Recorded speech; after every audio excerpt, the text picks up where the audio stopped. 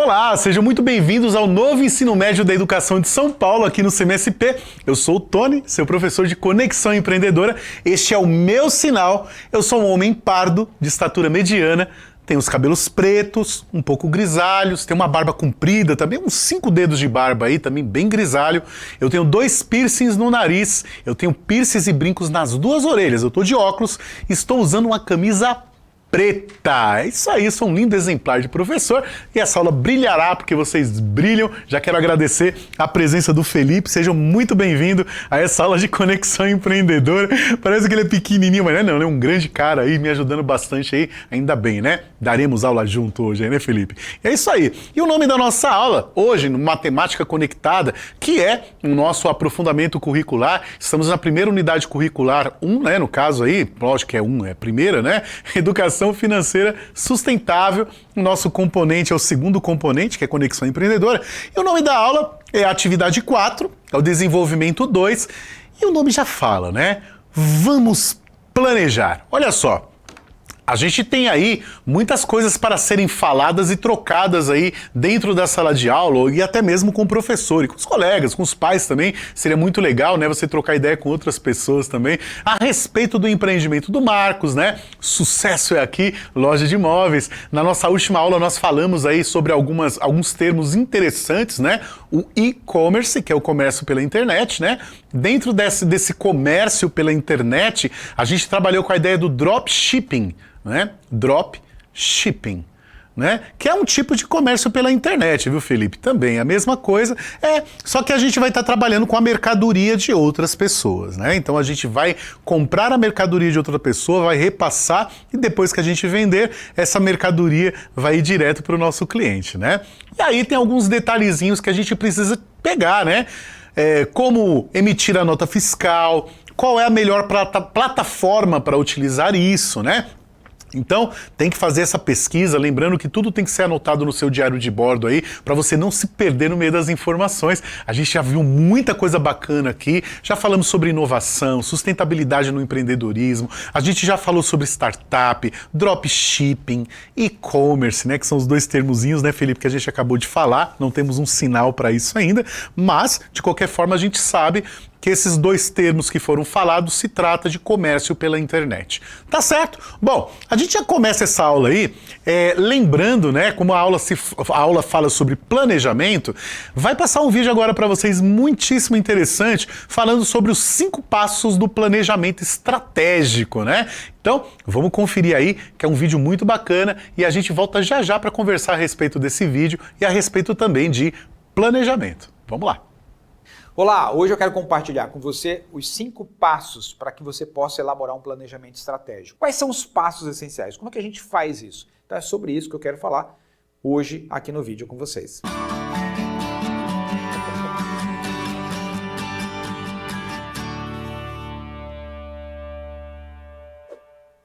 Primeiramente, eu gostaria de esclarecer a diferença entre pensamento estratégico e planejamento estratégico.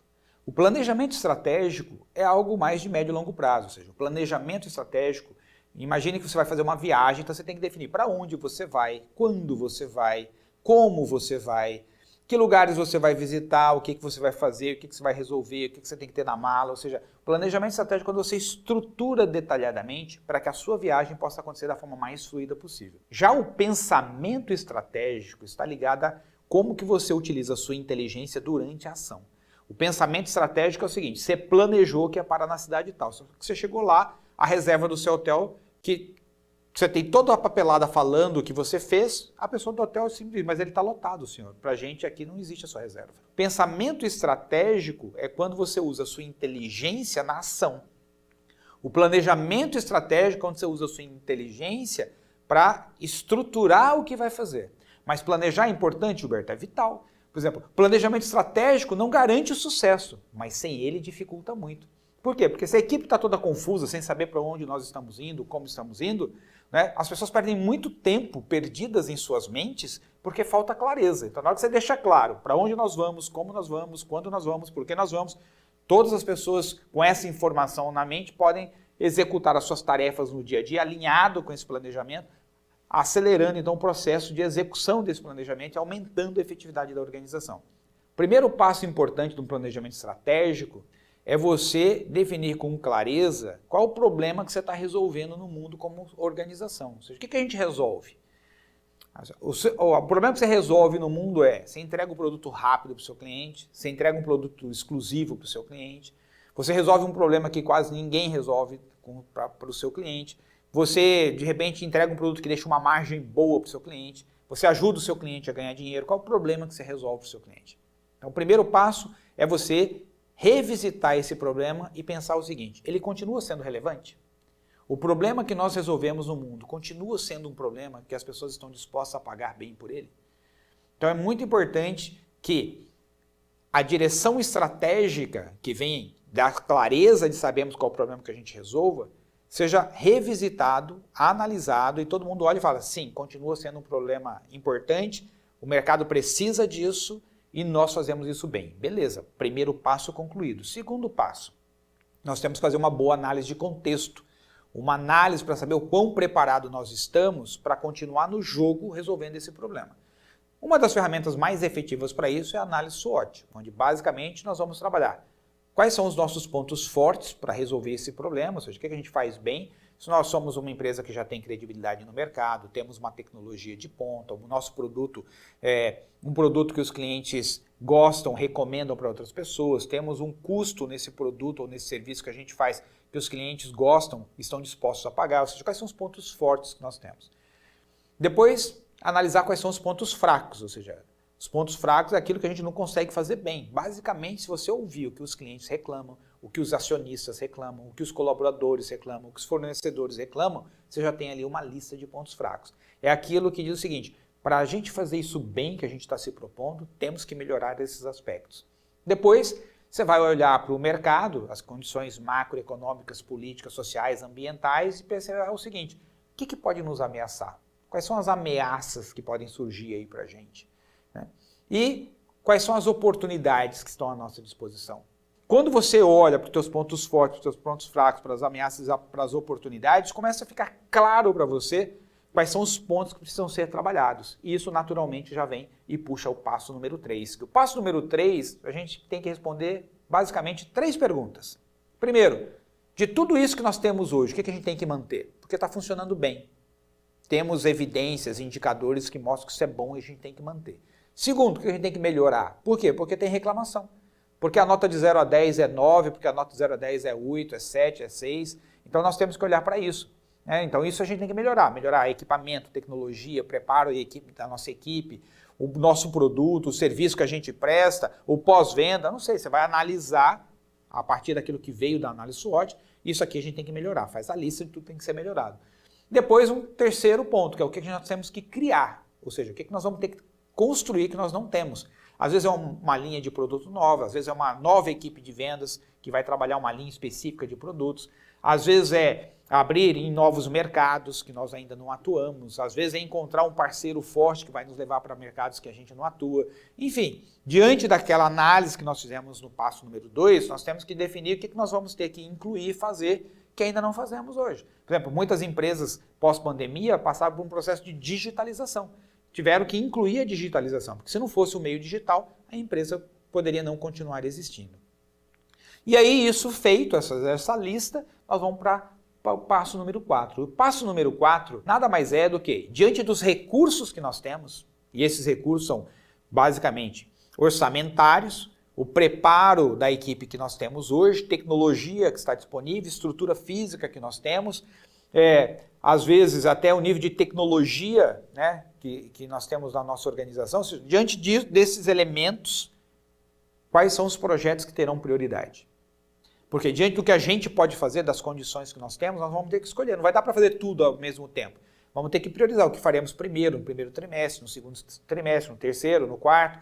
Então, você estrutura a linha, né, do que fará primeiro, depois e depois e depois, porque isso vai dando para as pessoas uma clareza de estruturação, de cronograma, de agenda. Onde que eles vão ter que colocar energia, onde vai ter que colocar mais energia a cada momento do ano. E às vezes você pode estar fazendo isso para 2 anos, 3 anos. Né? E o quinto passo nada mais é do que você, ao analisar e estruturar tudo isso, definir os principais atores, os protagonistas, ou seja, quem vai ficar responsável por tudo isso. Quais são as pessoas que ficarão responsáveis por esses projetos, né, por esses pontos que nós vamos manter, porque mesmo para manter você tem que ter uma ação, para melhorar aquilo que tem que ser melhorado e para criar aquilo que não existe hoje. Então, quais são as pessoas envolvidas para montar os grupos? E aí, em cima disso, nós temos, então, o nosso planejamento. O próximo passo, a partir daí, seria a execução, ou seja, nós levarmos esse planejamento para o conhecimento de todas as pessoas da organização e, a partir daí, colocar um ritmo para a execução. Mas aqui, no vídeo de hoje, por uma questão de tempo, nós vamos trabalhar apenas os 5 passos para que você possa elaborar um bom planejamento estratégico. Gilberto, o planejamento estratégico, uma vez que ele está feito, você não pode mexer mais? Pelo contrário, ele é um documento vivo. Nós temos que continuamente acompanhar a movimentação do mercado. Lembre-se, a gente planeja para que a gente tenha uma estruturação, para que a gente saiba se organizar diante do contexto que está posto. Na medida que o contexto muda, a gente olha para o planejamento e faz ajustes. E assim é que a gente mantém a organização numa perspectiva orgânica, se ajustando aos movimentos do mercado. E é aí que entra a importância do pensamento estratégico. Então, mais uma vez, planejamento estratégico estrutura as ações. Pensamento estratégico é como você executa essas ações. E essas duas coisas juntas são muito importantes para todas as organizações. Te espero aqui numa próxima oportunidade com mais uma reflexão. Grande abraço e até lá. Pra cima. Tchau, tchau.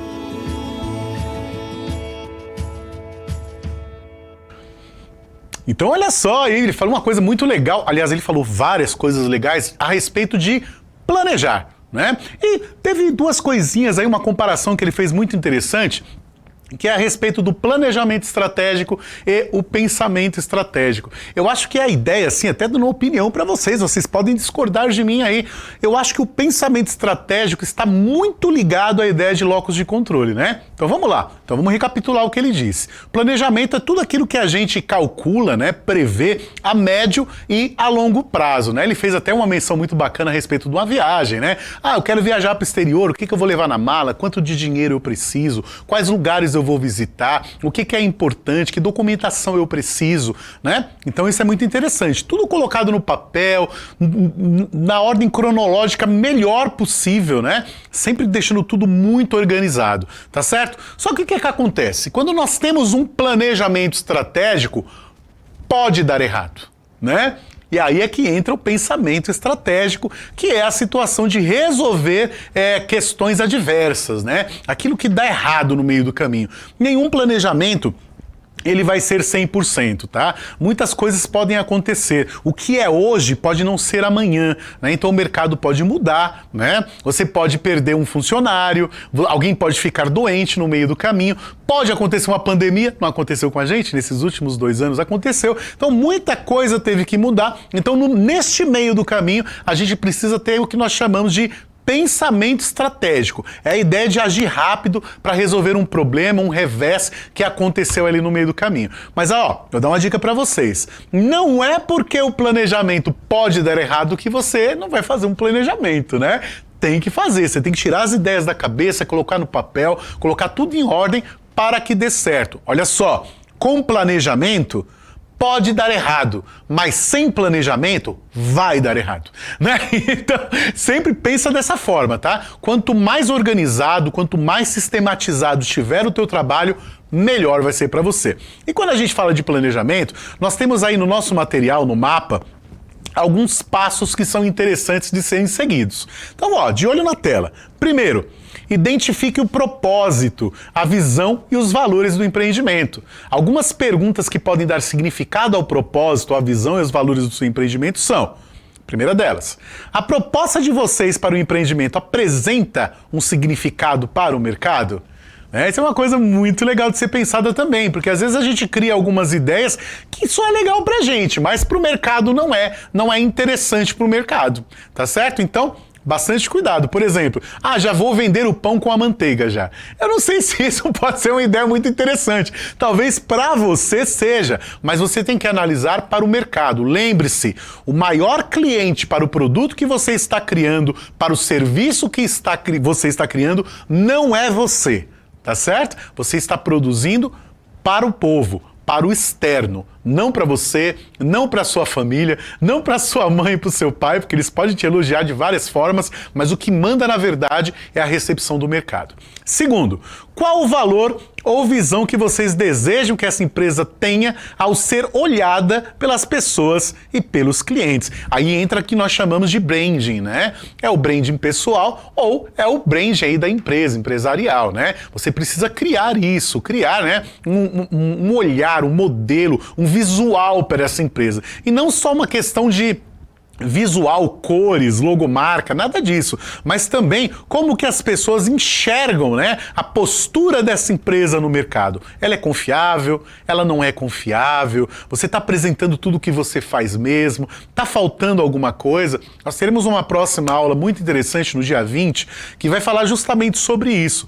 Como divulgar a empresa nas redes sociais? Quais são os erros que nós cometemos ao divulgar a empresa nas redes sociais? E não só a empresa, quais são os erros que nós cometemos ao divulgar, fazer o nosso próprio marketing, né? O marketing pessoal. O que mais que nós temos aí, ó? O novo negócio tem um objetivo final ou um ponto onde deseja chegar para estar no patamar de sucesso? Você precisa entender onde você quer chegar com o seu empreendimento, né? Então, quando a gente fala de propósito, a gente precisa enxergar lá na frente. Como o nosso colega no vídeo falou, o planejamento, ele é um documento vivo.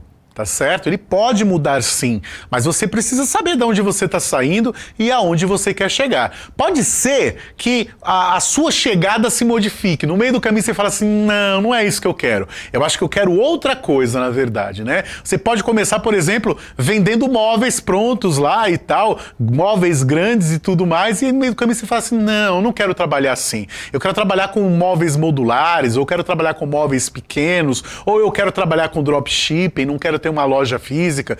Então, esse tipo de coisa pode mudar no meio do caminho, né? Existem muitos cursos, por exemplo, que tinham cursos presenciais e depois da pandemia eles perceberam que trabalhar online era muito mais interessante.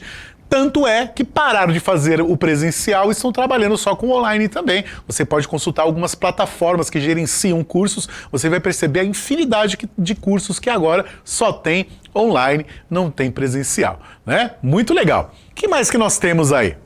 2. Defina quem vai participar do empreendimento. Quem serão os empreendedores ou empregados que vão participar desse novo negócio? Né? Aí entra muito aquela ideia do networking, né? De quem é que você vai e quer depender para que esse empreendimento aconteça. Cuidado! Quando nós falamos de empreendimento, vale aquela máxima, né? Amigos, negócios à parte, tá? Não é só porque uma pessoa é teu amigo, é teu parente, que vai ser bom incluí-la no empreendimento. Você está no empreendimento para ter sucesso, para chegar onde você quer, não para agradar amigos e familiares, tá? É duro falar isso, mas é a pura verdade, tá certo? Manter um empreendimento familiar é muito mais difícil do que você manter um empreendimento que não é, né? Porque você tem muito aquela história, né, do respeito humano entre as pessoas também, e você precisa ser um empreendedor, né? Então tome muito cuidado com isso também. Sempre abrigue debaixo, acolha debaixo desse empreendimento aí, pessoas em quem você pode confiar, pessoas responsáveis e comprometidas e que queiram crescer juntamente com você e o seu empreendimento. Vamos lá. 3. Tenha os objetivos e as metas do empreendimento. Não estipule um objetivo impossível de ser atingido no momento, né? Olha só, essa ideia é muito interessante porque às vezes a gente coloca lá um cronograma muito curto para um empreendimento muito longo. Por exemplo, eu quero viajar para os Estados Unidos. Sim, viajar é empreendimento, a gente já teve aula a respeito disso, né? Quando que eu vou viajar? Mês que vem eu vou fazer isso. Você tem passaporte? Né? Você tem a grana para ir, você já sabe por qual companhia você vai ter um guia, aonde você vai ficar? Você acha que você consegue fazer tudo isso em um mês? Né? Então, todas as vezes que nós trabalhamos com a ideia de planejamento, pensar no cronograma tem que ser um pensamento muito estratégico e muito responsável também. Nós não podemos trabalhar dentro de utopias. Agora, se você tem R$1 milhão na conta, não tem problema. Pode ir para o exterior amanhã, tá certo? É claro que você não tem, tá bom? Então, sempre pense a longo prazo. Vamos ver o que mais que esse texto tem para nos dizer, ó. Objetivos inalcançáveis, infelizmente, colaboram para uma situação complicada e desmotivante ao serem realizados por uma empresa nova ou em fase de recuperação. Em geral, objetivos mal dimensionados ou irreais são responsáveis por muitas empresas não saírem do papel. Estude com o grupo como a empresa pode se estabelecer nos primeiros meses de funcionamento, analisando quais ações são necessárias inicialmente. E para os 3 primeiros meses, será que conseguimos estabelecer ações atingíveis para 12 meses?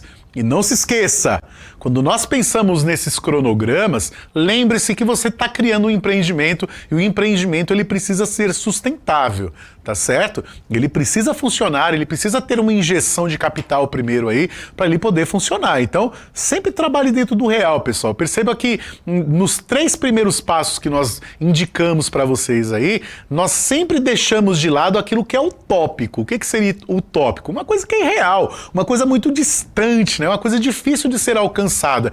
Não só por questões de habilidade, mas também por questões financeiras. Então, foca na pipoca aí para não inventar um sonho, tirar um sonho do papel e querer vender unicórnios azuis com asas brancas, né? Cuidado, tá? Existem coisas que não existem coisas que não funcionam e existem coisas que precisam de mais tempo para funcionar, tá bom? Vamos lá. 4.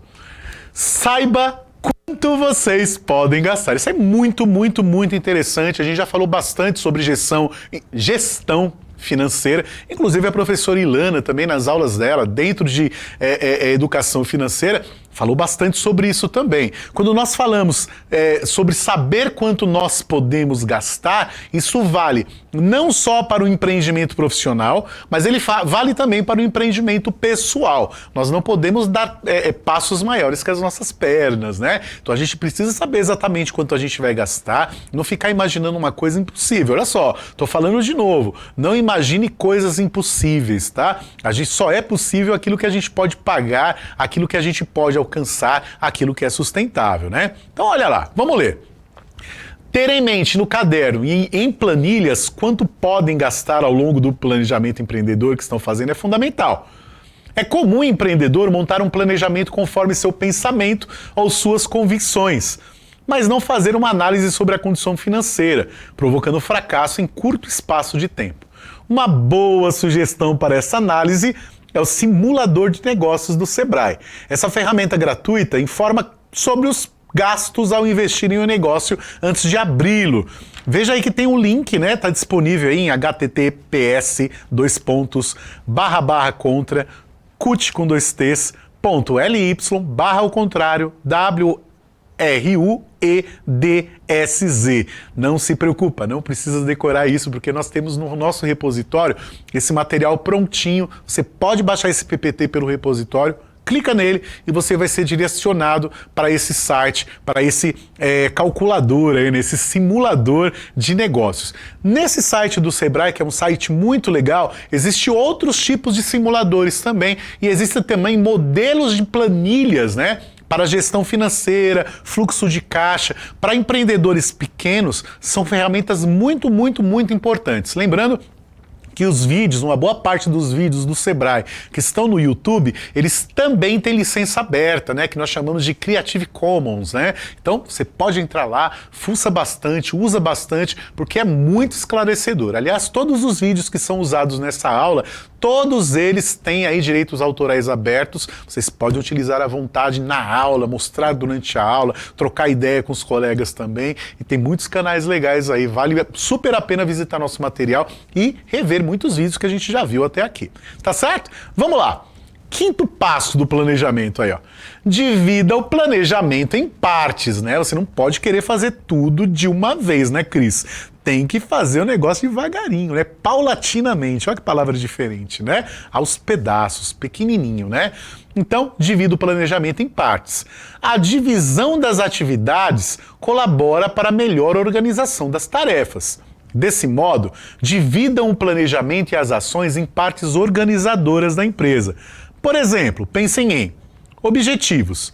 Estabelecer 3 objetivos para o empreendimento que sejam passíveis de serem atingidos em 3 meses. Legal. Isso é uma coisa muito legal quando a gente traça esses objetivos a curto prazo dentro do planejamento e você consegue já conquistar esses 3 objetivos aí, dá aquele ânimo, né? Porque você já está conseguindo fazer coisas aí. Então, é muito interessante, né?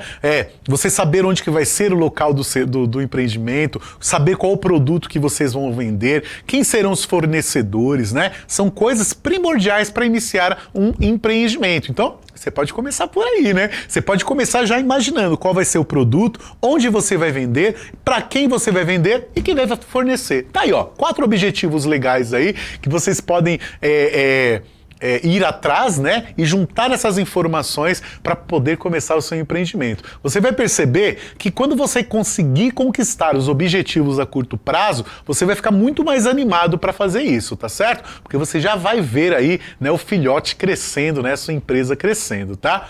Segunda coisa, o marketing. Desenvolver, com o apoio das habilidades praticadas no componente 4, a influência da mídia na vida dos jovens, uma identidade para esse empreendimento. A gente teve uma aula sobre branding pessoal, né? O branding empresarial. Então, olha só, vale super a pena assistir essa aula novamente, tá certo? Para você falar, para a gente ver um pouquinho sobre essa ideia aí do marketing. A gente vai ter uma aula muito legal também falando sobre marketing, que tem um vídeo muito legal, muito divertido, né? Super colorido, através de desenhos, em que ele vai falar sobre o marketing, como lançar um produto no mercado, né? Então, vale super, super, super a pena aí conferir. Vai ser no dia 13, né? Na semana que vem será gravado esse conteúdo aí para vocês. Então, super vale a pena. E no dia 14, a gente vai ter uma aula aí com o professor Anderson Félix e a professora Maria Fernanda, de Filosofia, em que a gente vai falar um pouquinho sobre projeto de vida e empreendedorismo. A gente vai fazer esse link entre as duas coisas aí e falar também sobre essa ideia do marketing pessoal aí, que é muito importante, tá? Não esqueça, o seu projeto de vida é um empreendimento. Olha só, veja que os 5 eu coloquei lá, divido o planejamento em partes, ó. Eu dividi os 5 em partes também, Elô, você achou que era brincadeira? Foi sem querer? Não foi não, né? Eu tô seguindo a ideia, né? Olha só, ainda pensando nessa ideia de dividir o planejamento em partes, nós temos a ideia dos funcionários, né? De acordo com os custos, quantos funcionários essa empresa pode ter? Tá? Então existe aí, pessoal, uma relação entre a quantidade de pessoas que você precisa ter e a quantidade de pessoas que você pode ter. Tá? Então tome muito cuidado com essa ideia. Se você vai abrir uma sorveteria, por exemplo, imagina a sorveteria num dia de verão com apenas um funcionário, tá? Então essas ideias, eu sei que o exemplo ele foi muito simplório, mas só para vocês terem uma ideia de que nem todo trabalho você vai conseguir fazer sozinho, você vai precisar contratar funcionários sim. E lembre-se sempre daquela ideia, né? Amigos, negócios à parte, tá certo? Não vai empregar um amigo seu aí, de repente o cara é seu amigo muito legal, para jogar futebol é muito legal, mas para trabalhar junto talvez não seja muito bom, tá? Então tome muito cuidado com essas ideias também. E veja também quanto você tem à disposição financeiramente para pagar funcionários. Porque quando nós falamos de funcionários, a gente não está falando somente do salário dele não, tá? Existem cargos relativos a causas trabalhistas que precisam ser pagas também. Então leve tudo isso em consideração. Consulte um contador, tá? Essa dica já foi dada para vocês. O que mais nós temos? Os fornecedores, onde você encontra produtos com custo baixo para o seu empreendimento. Já falamos, né? Vendas. Qual será o valor de venda dos seus produtos para manter o empreendimento em boa situação financeira? Não esqueça, não entre em cartéis, tá? Às vezes é melhor você trabalhar com custo, com o valor do seu produto um pouquinho mais alto, com a qualidade melhor, e aí você vai ter muito mais condições de disputar aí com o mercado. Vamos lá, 6º passo. Ao final, coloque tudo no papel por meio de um roteiro. A gente já tá fazendo isso aí tudo desde o comecinho, né, Elô? Olha aí, Cris, a gente já trabalhou com diário de bordo. É muito parecido, tá? Mas crie mesmo aí um documento, né, com esse planejamento, tá? Que o roteiro, né, como tá dizendo no texto aí, ele é muito, muito, muito, muito importante, tá? Lembrando que todas as nossas aulas estão no repositório, então todos esses passos, esses 6 passos estão no nosso material, você pode visitar. Então vamos lá, Vamos planejar para ver esse negócio dar certo. Quero agradecer a toda a produção do CMSP, a Elo, nossa produtora, e nossos intérpretes de Libra, o Felipe e a Cris, que levaram minha voz aonde eu não posso ir. Na tela aí, ó, já está o nosso QR Code para avaliar a nossa aula. Avalia mesmo a nossa aula, diga o que gostou, diga o que não gostou, para que a gente possa melhorar para vocês aí. Um cheiro para todos, até a próxima. Tchau, tchau.